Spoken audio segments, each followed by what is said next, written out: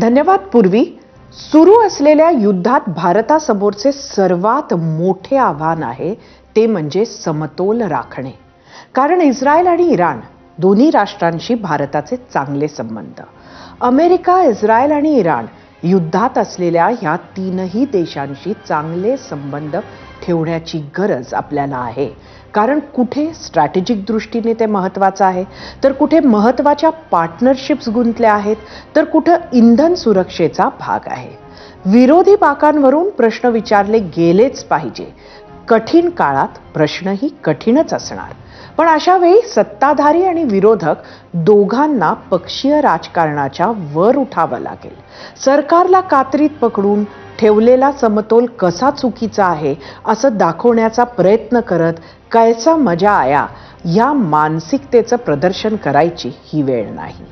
तशीच सरकारनं सुद्धा विरोधकांना विश्वासात घेण्याची, त्यांची साथ मागण्याची, त्यांच्यावर पण देशाच्या जनतेचे प्रतिनिधी म्हणून विश्वास दाखवण्याची हीच ती वेळ.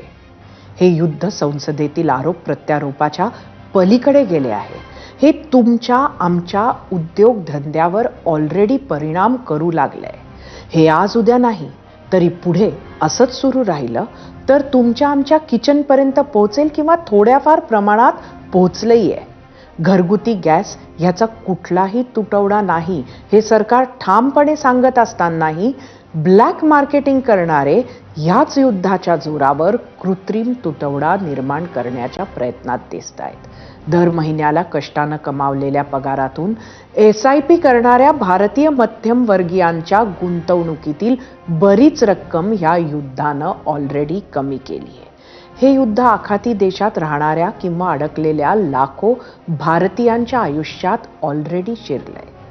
जर युद्ध असंच पुढे चालू राहिलं किंवा ते वाढलं तर तेलाच्या एका प्रश्नामुळे आपल्या अर्थव्यवस्थेला मोठ्या महागाईचा सामना करावा लागेल. युद्ध जर सीमित राहिलं तरी तेलाचे आणि संबंधित गोष्टींचे भाव थोडे वाढलेलेच राहतील. आर्थिक मार्केटवर परिणाम तरीही होईलच.